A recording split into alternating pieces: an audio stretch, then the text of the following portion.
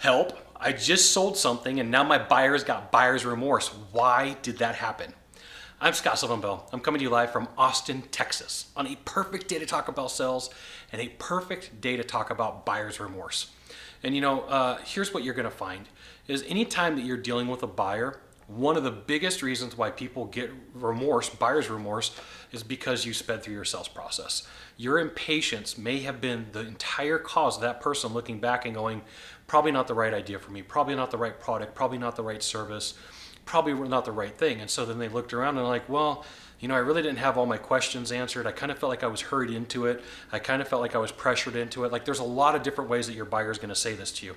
There's a ton of different ways that the buyer is going to say it to you. And you need to know that sometimes it comes down to you. And this is why it's such a danger to speed through a sales process. And especially if the buyer's pushing you to speed through the sales process, there's a problem. Something's wrong. Every time that I've dealt with a buyer and they're like, we need to get this going, we need to get this hurried up, it's never ended well. It's always been a problem. There's always been some sort of issue afterwards that I had to deal with that wasn't good. Had I would have taken the other 10 or 15 minutes in the presentation, it wouldn't have been an issue. It would have never been a problem. It would have been really easy to deal with. So if you have a set process and you have things that you got to go through, sometimes buyers don't want to do it. And they're going to say, I don't want to go through that process. I don't want to go through what you're having me do. I don't want to make you do it. And like, you're like, oh, well, I got to build rapport. And if I build rapport, this is where rapport gets tricky. Rapport in the sales process isn't always a good thing. And so like your brain's telling you, I don't have to go through my entire sales process. We hit it off. We like the same football team. We like the same soccer team. We like the same type of beef cut when we barbecue. We like the same whatever, however you build rapport, whatever you talk about. So you could be at fault for buyer's remorse by not doing your job or pulling back on your sales process thinking everything's going to be okay. And it could be entirely your fault.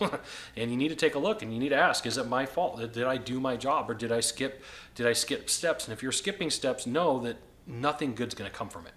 Nothing good is ever going to come from you shortcutting your sales process. Someone's going to be upset. It's either going to be you or them. And the way you would be upset is you're going to walk away from a sale and not get it. That person's going to say, these are all the reasons why I shouldn't do it. And you don't have any recourse. You don't have any way of talking them back into the sales process. So stick with your game plan. It's super important. I see this happen consistently in the world of sales. So you got one thing to do from here, just one thing. There's a subscribe button somewhere along the wall here, around the video. Find the subscribe button. Click it. Click the subscribe button. And then what's going to happen is every time I got new content that comes out, and you have new content that comes out, you're going to get an update. Scott Sylvan Bell said on a video, you should check it out, which you should, right? Check out the video, go watch it. So find the click button, click the button, and we'll see you soon. I just want to thank you for dropping by. Aloha.